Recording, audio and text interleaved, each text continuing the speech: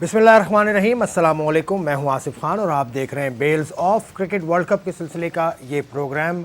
और इसको बढ़ते बढ़ते अब तकरीबन एक माह होने को आया है और वर्ल्ड कप भी तकरीबन एक माह का हो गया है, जहां सनसनीखेज़ मुकाबले भी हुए, वन साइडेड अफेयर्स भी हमने देखे, जैसा कि गुज़िश्ता रोज़ जहां भारत ने वेस्ट इंडीज़ को बासानी शिकस्त दी और वेस्ट इंडीज़ के लिए वैसे ही रास्ते आगे के दुश्वार थे। और अब मज़ीद वेस्ट इंडीज़ की टीम को बहुत सोचना होगा कि आगे इस इवेंट के बाद वो किस तरह से रीग्रुप होंगे, रीबूट करेंगे, अपना सिस्टम कैसे काम करेंगे।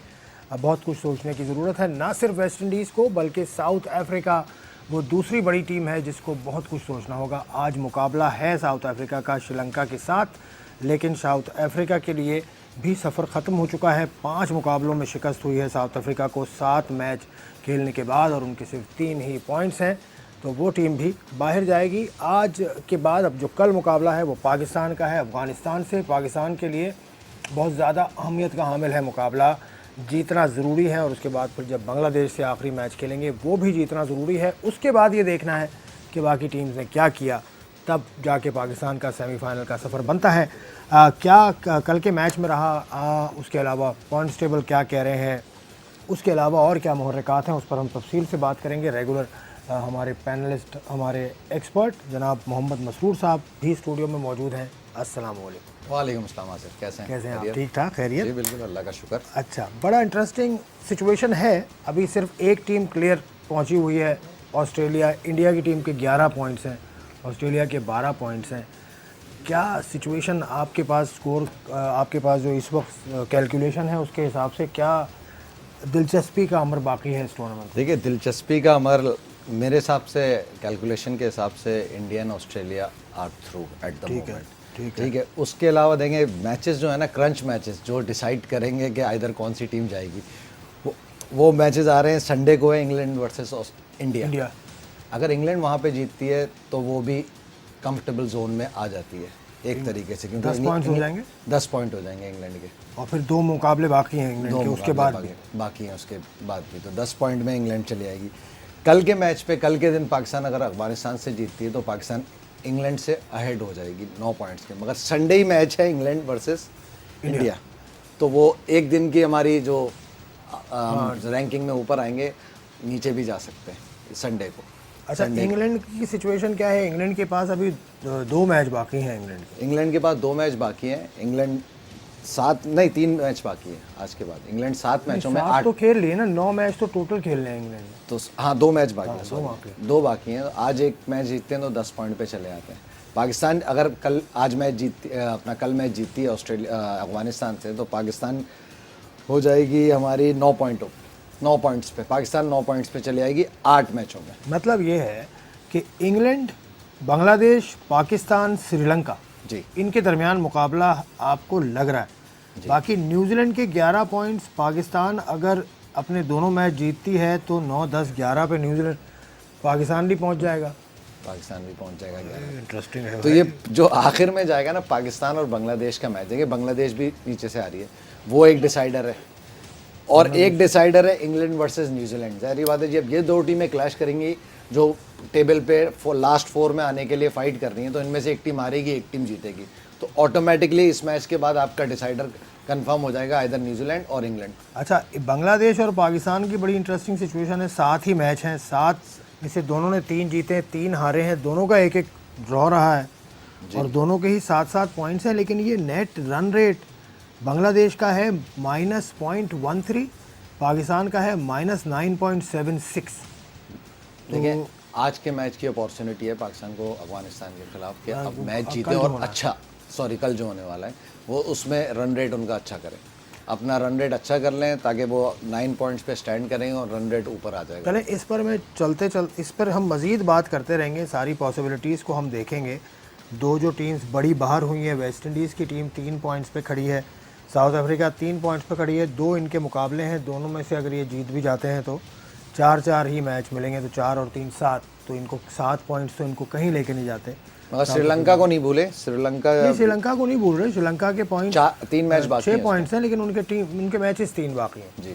तो वो 3 मैचेस उनको 9 पॉइंट्स तक लेके जा इंडिया सकते से मैच हैं। है उनका, मतलब डिफिकल्ट कंट्री से मैचेस हैं, टीमों से मैचेस हैं, श्रीलंका और इंडिया का मैच है, तो ये टफ मैच अच्छा, इसमें कहीं बीच में अगर बारिश हो जाती है और एक एक पॉइंट डिवाइड होता है तो फिर सिचुएशन अलग हो जाएगी, दूसरी हो जाएगी। नेट रन रेट बड़ा काउंट करता है। हाँ जी, नेट रन रेट भी है, उसके अलावा इसमें फॉर और अगेंस्ट का भी इनका जो इन्होंने कैलकुलेशन निकाली हुई है वो बड़ी इंटरेस्टिंग है। जैसे मिसाल के तौर पर ऑस्ट्रेलिया है, उसमें फॉर में लिखा है 2120/334.5। इसका क्या मतलब है? आपके पास जो शीट में ऑस्ट्रेलिया को देखें, जी जी, ये फॉर लिखा हुआ है, अगेंस्ट का रेशो इन्होंने निकाला हुआ है कि ये 2-1 जी जी 2.2 और अगेंस्ट।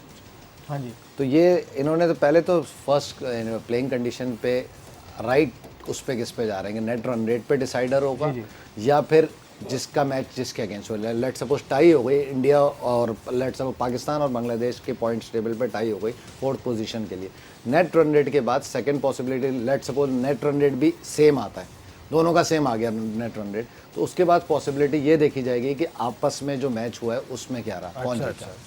ग्रुप स्टेज के ऊपर फॉर और अगेंस्ट का फिर उसके बाद फर्स्ट नेट रन रेट दी हुई है, उसके बाद नेक्स्ट अगर नेट रन रेट सेम आता है, लकीली कभी होता है, हम भी डोमेस्टिक में नेट रन रेट आ जाता है, फिर ये आता है कि अगेंस्ट आपने मैच जीता है या हारा है। हाँ, ग्रुप मरहले में आपकी पोजीशन क्या रही है। अच्छा, बड़ी इंटरेस्टिंग है, जहाँ इतने सारे 1992 के पैरेलल्स आ रहे हैं। 1992 में भी साउथ अफ्रीका की टीम ग्रुप स्टेज से आगे नहीं गई थी। हाँ, तो अभी फिर इनके साथ यही सूरत हाल हुई है। 1992 में तो बस उनको उस टाइम पे बारिश ने धचका दिया। नहीं, वो तो फिर गए तो थे, अच्छा खासा आगे गए थे, फिर उसके बाद गए थे आगे, मसाइल बारिश ने सेमीफाइनल। हाँ, लेकिन वो भी उससे मरहले में उनके साथ वो जो एक बहुत ही बड़ा एक हादसा हुआ था, जी, उसके बाद आगे गए थे। लेकिन एक ही बड़ी सिचुएशन में अभी भी पाकिस्तान कंफर्टेबली बैठा हुआ नहीं है। अगर अपने दोनों मुकाबले जीत भी जाते हैं, बांग्लादेश से भी जीत गए, अफ़गानिस्तान से भी जीत गए, तो 11 पॉइंट्स के साथ खड़े होंगे। 11 पॉइंट्स न्यूजीलैंड के भी हैं, इंडिया के भी हैं और ऑस्ट्रेलिया के भी हैं। फिर दूसरी टीम इंग्लैंड है, इंग्लैंड ने 2 मैचेस खेलने हैं, दोनों में से इंग्लैंड एक मैच अगर हारता है अपना तो इंग्लैंड बाहर, और पाकिस्तान अपने दोनों मैच जीत जाता है तो फिर इंग्लैंड बाहर है। हाँ, इंग्लैंड बाहर हो जाएगा, बट स्टिल न्यूजीलैंड अपना नहीं, न्यूजीलैंड, इंडिया, ऑस्ट्रेलिया पे तो मैं बात ही नहीं कर रहा, वो तो बांग्लादेश एंड श्रीलंका। पहले आप इंग्लैंड को साइड में करें ना, इंग्लैंड को साइड में कर दिया, एक हो गया, ठीक है। अच्छा, अब पाकिस्तान सपोज कर रहे हैं आपके दोनों मैचेस जीता हुआ है तो 9 पॉइंट से पाकिस्तान खड़ा है, आपको दूसरी टक्कर बांग्लादेश दे सकता है। 11 पे चला गया दोनों पॉइंट। हाँ, ये हमने मान लिया। अब दूसरी टक्कर आपको बांग्लादेश दे सकता है, तो बांग्लादेश के भी 2 मुकाबले बाकी हैं। एक तो वो पाकिस्तान से वही बता रहा हूँ ना कि अगर आप पाकिस्तान को अज्यूम कर रहे हैं 11 पॉइंट्स में, दैट मींस कि बांग्लादेश आउट हो गया, क्योंकि पाकिस्तान बांग्लादेश का मैच है। वहाँ पर ठीक है, तो ये बांग्लादेश को भी अपने दोनों ही मुकाबले जीतने हैं, उनके साथ भी सिचुएशन ये है। तो बांग्लादेश आउट होता है अगर पाकिस्तान उनको हराता है। फिर रह गया श्रीलंका। श्रीलंका का पाकिस्तान से मुकाबला नहीं है, लेकिन 3 मैच हैं श्रीलंका, 3 मैच। और तो श्रीलंका को फिर क्या, आज साउथ अफ्रीका से खेल रही है, ठीक है, जहाँ से ये जीत जाते हैं तो 8 पे खड़े हो जाएंगे, दे आर अ थ्रेट जी, they are a threat definitely. और उसके बाद इनको 2 मुकाबले जीतने हैं, इनका एक इंडिया से, हाँ, और आज साउथ अफ्रीका से, कल नेक्स्ट जो मैच है इनका इंडिया से। हाँ, इनके 3 मुकाबले बाकी हैं, इनको 2 जीतने हैं। तो ये फिर आप ये 2 जीत के भी पाकिस्तान को नहीं पकड़ पाएंगे, 2 जीत के भी नहीं पड़ेंगे, इनको 3 जीतने हैं। 3 जीतने। श्रीलंका की सिचुएशन ऐसी है, श्रीलंका को तीनों जीतने हैं। They have to win all 3 games. Sri Lanka, Pakistan have to win all 2 games, Bangladesh has to win all 2 games. Bangladesh, देखिए ये दोनों मैचेस तो आप साइड कर देना। उफ, व्हाट अ सिचुएशन। बांग्लादेश को भी सारे मैच जीतने हैं, ऑल मैचेस, वंडरफुल। और इंग्लैंड को भी ऑल मैचेस, इंग्लैंड को भी ऑल मैचेस, इंग्लैंड एक भी हारता है, व्हाट अ सिचुएशन। जबरदस्त चल रहा है, लविंग दिस वर्ल्ड कप। मगर देखिए हमारी तो दुआएं कि ये ना हो कि पाकिस्तान दुआओं पे कब तक जीतेंगे आप? दोनों जीते फिर दुआओं पे आ गए यार, मैंने आपसे कहा था ये बातें ना किया। They will regret the West Indies match game, Pakistan team अगर दोनों रिग्रेट क्यों करेंगे? वेस्ट इंडीज ने बहुत अच्छा खेला है, आप पाकिस्तान बाउंस में आप आ ही नहीं सके ना। अब वेस्ट इंडीज, अच्छा वेस्ट इंडीज उस चीज से निकल ही नहीं पा रहा है। वेस्ट इंडीज को भी वो चीज ड्रॉबैक हुई, वही कल भी आउट किया उन्होंने, तो मगर स्टेबल, लेकिन आपको रन भी तो अब चले कल के मैच पे ब्रेक के बाद बात करते हैं। कल भी काफ़ी रन बने, आउट ज़रूर किए, लेकिन वेस्ट इंडीज़ के खिलाफ रन भी काफ़ी बने। 268 रन बनाए थे इंडिया ने और मुकाबला जीत लिया आफ्टर दिस ब्रेक।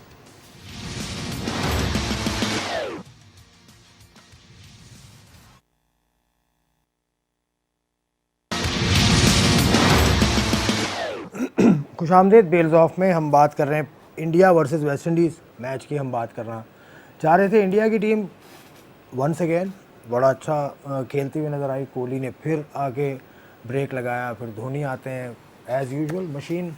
धोनी पे तो और प्रेशर उन्होंने फिर एज यूजुअल सरवाइव किया। सचिन तेंदुलकर ने बड़ा बयान दिया उनको लास्ट पिछले मैच में उनके खिलाफ कि बहुत स्लो खेले और उसकी वजह से पूरा रनिंग जो स्कोरिंग रेट था काफ़ी नीचे लेकर चले गए धोनी, और वो काफ़ी अरसे से ये काम कर रहे हैं।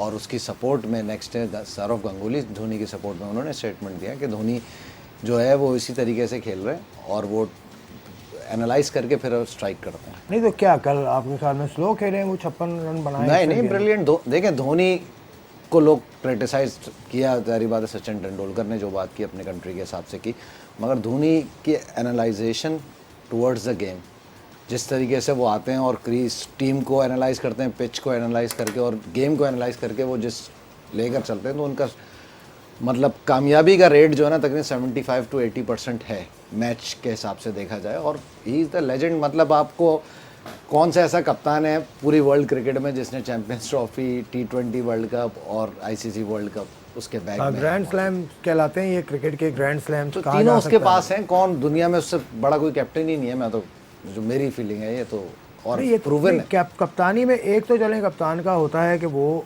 कप्तान हो या कोई भी प्लेयर हो, वो ऑन फील्ड आने के बाद सिचुएशन को असेस करता है।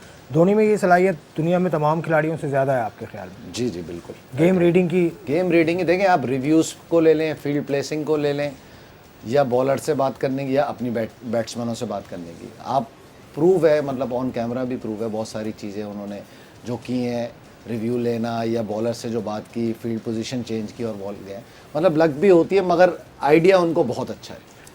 तो गेम सेंस उनका बहुत अच्छा है। धोनी का गेम सेंस अच्छा है। अभी मैं सुन रहा था राशिद लतीफ़ साहब को, वो तो बड़ी अच्छी बात की उन्होंने इनके बारे में कि ये कंप्यूटर पे बिलीव नहीं करते। मतलब आजकल कंप्यूटराइज हो गई ना कोचिंग के, ये कर लें। He himself is a computer.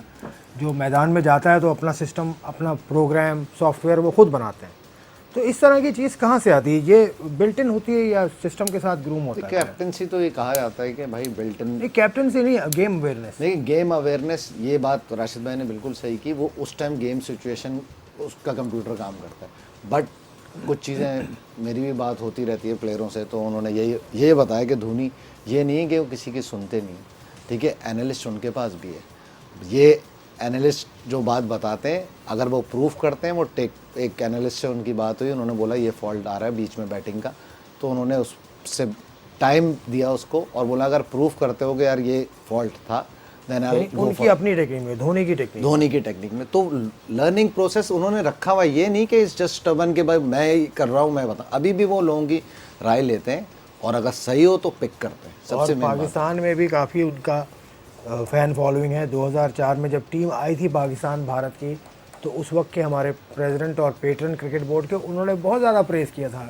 बिल्कुल मुशर्रफ साहब ने। सर पाकिस्तान का बड़ा धोनी की कामयाबी, मतलब कह रहे हैं गुड लक पाकिस्तान के अगेंस्ट खेलना ही, क्योंकि उससे पहले धोनी पाकिस्तान इंडिया एक से श्रीलंका में टूर्नामेंट था, उसमें 200 किए और दोनों पाकिस्तान के अगेंस्ट किए, फाइनल में भी इसने किए। उसके बाद वो टीम में गए, क्योंकि वो पाकिस्तान के साथ जब भी खेले, जो उनकी अर्ली था टीम में आने से पहले, सारी परफॉर्मेंसेस पाकिस्तान के अगेंस्ट थी, बड़ी परफॉर्मेंसेस।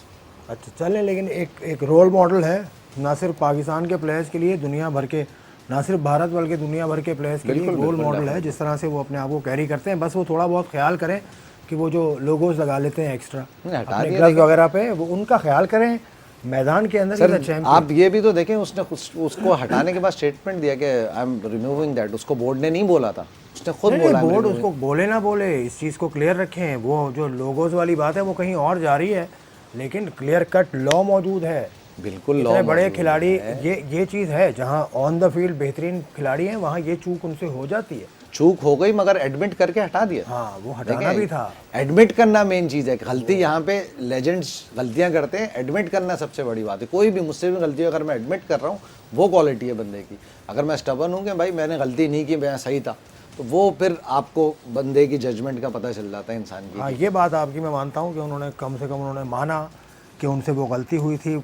इसी वर्ल्ड कप के दौरान ही वो सारा सिलसिला हुआ था, हमने उस पर बात भी की थी। मैं ऐसे ही मैं कह देता हूँ, वो जो इक्विपमेंट का लॉ है जी ICC का, वो उनकी वेबसाइट पर ICC की मौजूद है, 19 लॉ है वो, और पेज नंबर 47 है। जी। मैं फिर कह रहा हूँ कि इंडिया पाकिस्तान के जो देखने वाले हैं उनके लिए बड़ा आसान है 1947 उस पर लिखा हुआ है कि एक ही लोगो लग सकता है, ग्लव की तस्वीर बनी हुई है, सब कुछ है। या ये भी बता दूं, बहुत सारे लोग अक्सर कभी टीवी देखते हुए लोग ये सवाल कर रहे थे या पूछा हमसे हमारे दोस्तों ने कि ये जूते बड़े रंग बिरंगे आजकल खिलाड़ी पहन रहे हैं, रंग बिरंगे, कोई वाइट पहन रहा है, पाकिस्तान की टीम में वाइट पहन रहे हैं, हरे पहन रहे हैं, न्यूजीलैंड वाले ब्लैक, कल आपने देखा फर्गुसन ने पहना, साउथ अफ्रीका वाले ग्रीन, इंडिया में भी कुछ प्लेयर्स ब्लू। तो इसका भी एक सीधा सीधा लॉ है, जो गियर आप इस्तेमाल करते हैं क्रिकेट खेलते हुए, उसमें जो जूते हैं वो दो ही कलर के आप इस्तेमाल कर सकते हैं। एक तो वाइट है, वाइट जूते में भी वाइट जूते का 70% कम से कम जूते का हिस्सा वाइट होना चाहिए, including the tongue of your shoe, जो आप लेस करते हैं उसमें जो ज़बान निकली हुई होती है उसकी, वो समेत 70% हिस्सा सफ़ेद होना चाहिए, बाकी उसका कोई भी कलर हो उसके साथ। या फिर अगर आप वाइट बॉल क्रिकेट खेल रहे हैं तो जो किट का कलर है वही चीज़ सफ़ेद से रिप्लेस हो जाती है, फिर के किट कलर का जूता उसी कलर का पहने जो आपकी किट है। कम से कम 70% जूते का कलर वही होना चाहिए जो आपकी किट का कलर है, और इंक्लूडिंग द टंग। सो ये भी लॉ है, कितने सारे कानून बनाए लग रहा है मैच रेफरी का कोर्स कर रहे हैं आप। नहीं, कोर्स नहीं कर रहे, मैंने कहा चलते चलते बात आ जाती है, कोर्स पड़े हुए हैं। हमें असल में एक चीज़ का ख्याल रखना चाहिए। पाकिस्तान में एक बहुत बड़े शायर ने एक दफ़ा एक बात की थी कि जिन्हें पाकिस्तान में लिखना चाहिए, जिन्हें पाकिस्तान में पढ़ना चाहिए वो लिख रहे हैं। तो मैं ये समझता हूँ आज के दौर में जिन्हें पाकिस्तान में बोलने की ड्यूटी मिली है वो पढ़ें ज़रूर। तो उससे ये कि बेहतरी आएगी। हमारा काम ये है, being fourth pillar of the society, आपका काम ये है कि आप नॉलेज दें और वो ऑथेंटिसिटी के साथ। अच्छी बात बड़ी, इसीलिए आप जैसे लोगों को हमने बिठाया, इसीलिए बाकी चैनल्स पे भी बड़े बड़े लोग बैठे हैं और वो तब से कर रहे हैं। और मैदान के अंदर भी बड़े बड़े लोग, अब छोटे जो निस्बतन छोटे खिलाड़ी हैं उनको समझा रहे हैं। आप देख रहे हैं कल क्लिपिंग्स चली सारी कि शाहीन को समझाया, वसीम अकरम साहब गए, उन्होंने समझाया। इससे पहले नहीं समझाया था, इस मैच से पहले समझाया तो उन्होंने, जारी बात है वर्ल्ड कप स्टार्ट होने से पहले भी समझाया होगा, ये 7वां मैच उससे पहले भी समझाया होगा। तो वो बिलाखिर उनकी समझ आ गई बात, बिलाखिर समझ में आ गई। लेकिन शाहीन शाह आफरीदी जिक्र मैंने इसलिए किया उसका क्योंकि अंडर 16 में आपके साथ, अंडर 19 में आपके साथ, जी जी, क्या ख़ास बात है इस बच्चे में? देखिए टैलेंट तो जब 16 में आया था उस टाइम ही दिख गया था, क्योंकि जारी बात है फास्ट बॉलर की जो इंग्रेडिएंट्स थे वो मौजूद थे उसके अंदर। हाइट भी अच्छी थी, एक्शन भी अच्छा था, फिज़िकली फिट भी था, इतना ज़्यादा स्ट्रॉन्ग नहीं था लेग्स में पावर, क्योंकि एक्सेप्शनल हाइट थी उसकी, टांगें ज़्यादा लंबी हैं, तो ट्रेनिंग वगैरह करनी थी। मेन चीज़ है डेडिकेशन, उसको खुद एक्स्ट्रा ऑर्डिनरी शौक था, मेहनत से वो बिल्कुल कोई आपको वाक़या याद हो, ऑस्ट्रेलिया आप गए थे 15-16 में, जब ये अंडर 16 में था, ये भी और हसनैन आप दोनों साथ गए थे। देखिए मुझे इसकी एक चीज़, बॉलिंग तो सब देख रहे हैं, मैं ये बात कोटेड है, एक और बात है कि जो चीज़ पे इसने काम नहीं किया वो थी इसकी बैटिंग, क्योंकि वहाँ पे मैंने इसको एक आध मैच में ऊपर बैटिंग कराई थी। और ये मैं अपनी बात नहीं कर रहा, स्टीव वॉ ने भी जब वो मैच देखा, क्योंकि उस सीरीज़ में हमें हमारी गुड लक ये थी कि स्टीव वॉ का बेटा ऑस्ट्रेलिया से खेल रहा था, तो उन्होंने जब स्टीव वॉ से बात हुई, बड़ी दिलचस्प वाक़या है। ये दिलचस्प बात आपकी मैं आप होल्ड करता हूँ क्योंकि लंबी बात है, एक ब्रेक लेते हैं, ब्रेक के बाद ये दिलचस्प बात भी सुनेंगे और अगले मैच पर भी बात करेंगे।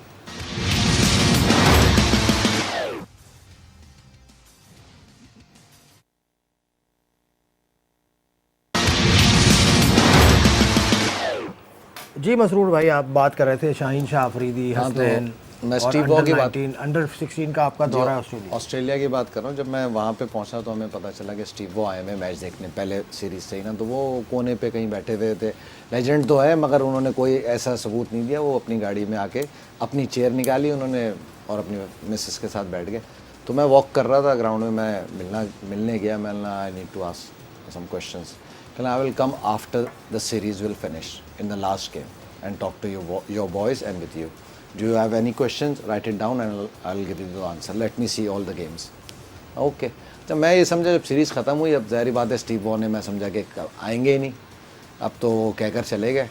तो उन्होंने मुझे जब सीरीज़ हम जीते तो किसी ने मुझे आके बोला स्टीव वॉ आपको बुला रहे हैं, तो मैं बाहर गया तो स्टीव वॉ खड़े हुए थे। मैंने उनसे पूछा कि टीम के बारे में बताएं, तो हसनैन और इनकी तो बात की, शाहीन शाह की। जो बात मैं आपको मेन पॉइंट बताना चाह रहा हूँ वो ये है कि उन्होंने उस टाइम में इसको बैटिंग का बोला कहने लगा इसको यूटिलाइज करते हैं, इसकी बैटिंग पे भी काम करो, ये पावर प्ले में सर्कल में इसको ऊपर भेज के ये काफ़ी यूटिलाइज। अच्छा, that's interesting. Shaheen Shah Afridi ji, Shaheen Shah Afridi power hitter, जी पावर हिटर को छक्के वो बहुत अच्छे मारता है, उस लेवल पे उसने मारे। इसका मुझे अफसोस है उसने अपनी बैटिंग पे काम नहीं किया, फील्डिंग और बॉलिंग पे ही लगा, बैटिंग पे काम नहीं किया। आपको एशिया कप में ये नजीब जरदान बॉलिंग कर रहे थे जब अंडर 19 से गए, तो पाकिस्तानी टीम बैट्समैन इसको नहीं खेल पा रहे थे, इसकी बैटिंग लोअर में आ गई, शहरीबाज शुरू में आउट हो गया, इसने उसको 2 बॉलों पे 2 छक्के मारे। रीच बहुत अच्छी है, पावर भी इसके पास बहुत अच्छी, इसने काम नहीं किया बैटिंग पे, इतना इसको करना चाहिए था। और जो जारी बात है, आपने इंटरेस्टिंग बात बताई कि शाहीन शाह अफरीदी डेवलप हो सकते हैं as a lower order batsman, लेकिन खैर इस पर बात होती रहेगी पाकिस्तान पे। इंडिया वर्सेस वेस्ट इंडीज़ भी हो गया, अब जो मुकाबला साउथ अफ्रीका और श्रीलंका का है, श्रीलंका के लिए अहम है। फिर दुआएं करनी पड़ेगी। नहीं भाई, फिर वही दुआएं, और बाकी लोग तो खैर दुआ करेंगे ही नहीं, फिर हम ही बाकी लोग ही तो कर रहे हैं दुआएं। ऑन फील्ड परफॉर्मेंस की बात करें, चलें श्रीलंका को क्या मसला है? श्रीलंका का थोड़ा मसाइल तो जो थे, मुझे लग रहा है कि कुछ टीम मीटिंग हुई है, जब बैठे हैं ज़रा सारे एक साथ सीनियर मिलके बैठे हैं, और अब मेरे ख्याल से कंट्री के कॉज के लिए खेलेंगे। मोमेंटम उनका राइट टाइम पे बना है, जो मेन मैच विनर्स थे वो दोनों फॉर्म में आ गए, मैथ्यूज़ एंड मलंगा। तो मलिंगा पे बहुत ज़्यादा बात हो रही है। एक कहीं मैं पीस पढ़ रहा था, वहाँ पर बड़ा हिलेरियसली लिखा हुआ है अंकल मलिंगा, उसको लिखा हुआ है। तो एज की वजह से कह रहे हैं या उसकी फिजिक की वजह से कह रहे हैं? नहीं, तो वो उस पर बड़ा ज़बरदस्त ट्वीट किया जयवर्धन ने, मलिंगा की तस्वीर लगाई जिसमें वो मतलब शर्ट उतरी हुई है, तो उन्होंने लिखा कि नेवर जज a book by its cover. लेकिन वो फेक तस्वीर भी है, उसमें उनका पेट कुछ ज़्यादा बढ़ा हुआ दिखाया है। मैं वो समझ गया दिखाया किसकी मतलब, बात आप। मगर वो एक जो जुमला उन्होंने बोला ये किसकी तरफ इशारा कर रहे हैं वो, कि नेवर जज a book by his cover, bye its cover? आप बताएंगे कवर, एंगल निकालना तो आपका काम है। बड़ा पेट वेट पे तस्करे चले हैं इस टूर्नामेंट में, शुरू में इसका पेट निकला हुआ है और ये है अब हारिस सोहेल के पीछे पड़ गए थे पिछले मैच में। नहीं, लेकिन अब ये है कि आपका वेट होना चाहिए ग्राउंड में, पेट हो ना हो, वेट होना चाहिए, ये बात बड़ी काम की, आपका वेट होना चाहिए, फिर सारी चीजें कवर हो जाती हैं। आपकी performance have the weight to throw around, ये और आपकी परफॉर्मेंस, और परफॉर्मेंस बोलती है। मसाइल है श्रीलंका की टीम को, मसाइल थे। एंजेलो मैथ्यूज़ को कप्तानी का कहा गया, खबरों के मुताबिक जो हमें वहाँ के सीनियर सहाफ़ी बताते हैं कि नहीं ली उसने कप्तानी। वहाँ पर भी हुकूमती इंटरफेरेंस बहुत है। इनफैक्ट स्पोर्ट्स मिनिस्टर उनका फाइनल अथॉरिटी है, जब आपकी टीम सेलेक्ट होती है तो स्पोर्ट्स मिनिस्टर उसको। तो सेम चीज़ दोनों टीमें ही ऐसी खेल रही हैं। साउथ अफ्रीका का भी तो यही सीन है। अगर आप साउथ अफ्रीका देखें, उनके साथ भी प्रॉब्लम्स, उनकी तो प्लेयर एसोसिएशन अपने बोर्ड के खिलाफ कोर्ट में चली गई। तो दोनों प्रॉब्लमेटिक टीम्स हैं जिनके बोर्ड में प्रॉब्लम्स चल रही हैं। और देखिए, मेन प्रॉब्लम उनका शायद दोनों का एक ये भी कॉमन चीज़ है कि शायद पैसे की कमी है बोर्ड के पास, दोनों तरफ ही। साउथ अफ्रीका में भी है, क्योंकि उनकी जो एक लीग उन्होंने शुरू करा रहे थे वो नहीं हो पाई। जी। फिर श्रीलंका में भी सूरत हाल कोई इतनी अच्छी नहीं है। फिर रिसेंटली जो वाक़यात वहाँ हो गए, मतलब पैसा ज़रूरी है क्रिकेट का निज़ाम चलाने के लिए। डेफिनेटली, क्योंकि प्लेयर्स भी तो देखें ना, उनका कॉल पैक में जो उनके मेन प्लेयर्स है, पैसे के लिए उधर चले गए ना, ठीक है। और दूसरा उनका अफेक्ट ये भी हो रहा है, अभी आपको ये बात आपको भी पता है, बहरहाल पाकिस्तान अंडर 19 गई हुई है साउथ अफ्रीका, और 3 के 3 मैच वो साउथ अफ्रीका अंडर 19 से जीत गई स्ट्रेट।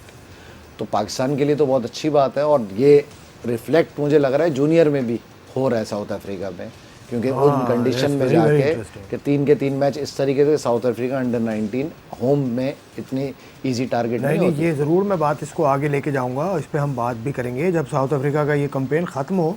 ये point you have made a pertinent point कि वहाँ 6 वनडे खेलने हैं, 6 में से 3 जूनियर लेवल पे जीत गए। वैसे तो आप पता नहीं, मुझे याद नहीं है कि आखिरी दौरा कब किया था अंडर 19 ने। नहीं, साउथ अफ्रीका जो लास्ट टीम गई थी वो तो मतलब बहुत लेजेंड्स उसमें से जो अभी खेल रहे हैं, रज़ाक भी गए हैं साउथ अफ्रीका, फजले अकबर गए हुए थे, शादाब कबीर थे वो जो साउथ अफ्रीका, तो इमरान ताहिर भी थे। अच्छा, उसी पाकिस्तान से खेले? पाकिस्तान से खेले हैं जी। Very interesting. इमरान तो ताहिर भी आपके थे। पास टाइम ही टाइम है, आज आप बड़े माजी के दरीचे खोल रहे हैं। आज आपने तकरीरें कम की असल में। नहीं, मैंने क्या तकरीरें कम की, मुझे मौका ही आप देते नहीं है तकरीरें करने का। लेकिन ये कि एक वजह श्रीलंका की, एक साउथ अफ्रीका में से भी बड़े प्लेयर्स एकदम से निकल गए जी, और एंड टूर्नामेंट से पहले उनको धचका लग गया। AB डिविलियर्स के साथ उनकी अनबन हो गई, फिर डेल स्टेन चले गए उनके, तो एक बैटिंग में पिलर और एक बॉलिंग में पिलर उनके पास नहीं। JP Duminy off colour. Asif भाई, जिन लोगों को इन्होंने बैक मतलब जो इनकी बेंच स्ट्रेंथ थी ना वो चली गई, कॉलिन इंग्रम जैसे प्लेयर वो चले गए। ये कोलन तो छोटी क्रिकेट खेलता है ना, T20 वाला है ना। T20 नहीं खेलता वो काउंटी का रिकॉर्ड भी इसका देख लें, 4-डे क्रिकेट का भी रिकॉर्ड देख लें। जो बेंच स्ट्रेंथ थी, मेरा कहने का मकसद है ये एक एक दो मैच खेल रहे थे ऑन एंड ऑफ, जब ये डोमिनी वगैरह फुल प्राइम में थे, एबी डिविलियर्स, तो ये इनकी बेंच स्ट्रेंथ थी, इनके साथ चलते हुए आ रहे थे, ये अब सुपरस्टार बनते।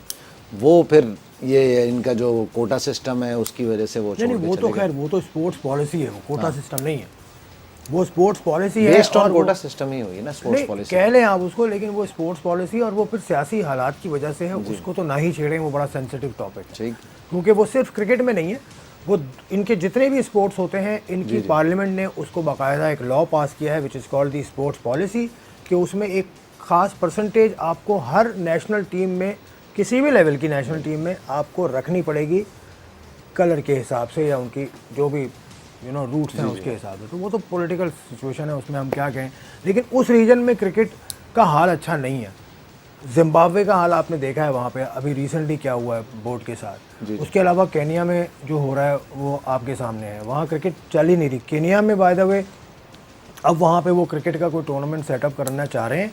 एफ्रो एक ब्लॉक है एफ्रो, उसको आईसीसी भी काफ़ी सपोर्ट कर रहा है, वहाँ पे मैनेजर्स भी हैं और वो लोग काफ़ी इधर उधर के दौरे कर रहे हैं आपस के ममालिक के, कोशिश कर रहे हैं कि वहाँ पे भी कोई T20 या उस ऐसी वैसी कोई लीग पैदा की जाए। डबल विकेट का भी मैंने सुना था कि कीनिया के रिलेशन पाकिस्तान से अच्छे ही है मेरे ख्याल से, कीनिया की क्रिकेटिंग उसमें मुदस्सिर नज़र साहब भी वैसे कह रहे हैं, तो जाहिर बात है। मुदस्सिर साहब चलें, अभी कहीं किसी सोशल मीडिया पे मैंने देखा, हमारे दोस्त हैं उन्होंने लगाया कि मुदस्सिर साहब का भी शायद पता नहीं मुदस्सिर भाई तो मतलब एसेट है। नहीं, वो एक लगा सोशल मीडिया पे, मैं ये नहीं कह रहा कि ऐसा होगा, तो जो भी होता है वो। साउथ अफ्रीका की बात आपने कर ली, मसाइल श्रीलंका के अंदर भी मैं समझता हूँ कि उनके सीनियर प्लेयर्स एक साथ निकले, संगा और महिला ख़ास तौर से, इनको एक साथ मेरा नहीं ख्याल है कि जाना चाहिए था, या ये तरीका नहीं होता, ट्रांजिशन का मौका नहीं मिला जिस तरह दूसरी टीमों में मिल रहा है कि सचिन है तो धोनी भी हैं, कोहली भी हैं, मतलब ट्रांजिशन एक तरीके से हो रही है। देखिए वो सही किया, जब जयवर्धने और संगकारा गए तो उन्होंने मैथ्यूज़ को तैयार कर दिया था, ठीक है। मैथ्यूज़ की फिटनेस का प्रॉब्लम ऐसा रहा, ऑन एंड ऑफ रहा है कि वो लीड नहीं कर पाए। फिर उससे पहले वो थे बैट्समैन अपने के श्रीलंका, दिलशान वगैरह तो साथ गए, जो चंदीमल भी मतलब प्रॉस्पेक्ट थे जो उस टाइम श्रीलंकन टॉप मैनेजमेंट में उनको टारगेट किया, बड़ी अर्ली कैप्टनसी थी, वो खुद परफॉर्म नहीं कर पाए, वो अपने आप को नेक्स्ट अबव लेवल लेकर नहीं गए। मैथ्यूज़ ने स्टार्ट बहुत अच्छा लिया, फिर इंजरी का प्रॉब्लम रहा, फिर परफॉर्मेंस नीचे जाती रही, तो ये लोग थे मौजूद, तो बैटिंग में जब फ़ौरन ये लोग निकले तो मैथ्यूज़ ने अपने बैटिंग पूरी जो ना स्ट्रेंथ अपने ऊपर रखी थी। चलें, इस पर भी हम बात करेंगे। इंटरेस्टिंग है कि किस तरह से टीमें फेड आउट हो जाती हैं, कोई एक वाक़या बीच में ऐसा होता है कि उसके बाद उनकी यूँ कह लें आपकी फाउंडेशन हिल जाती हैं। इस तरह पाकिस्तान के साथ भी हुआ है, इस तरह वेस्ट इंडीज़ भी इस दौर से गुजरी है, साउथ अफ्रीका भी इस दौर से गुजरी है, इंडिया भी इस दौर से गुजरी है, इवन बांग्लादेश, क्योंकि उसकी तो एज भी कम है अभी, क्रिकेटिंग एज। लेकिन ये सारे मसाइल रहते हैं, लेकिन टीम्स को देखना होता है कि सिस्टम को किस तरह चलाएं और आप अपनी टीम का जो ग्राफ है उसको बरकरार रखने में कामयाब हो। It all comes down to the system in the end. हम भी प्रोग्राम के अख्ताम पर पहुँचे हैं, कल तक के लिए इजाज़त चाहते हैं, खुदा हाफिज़।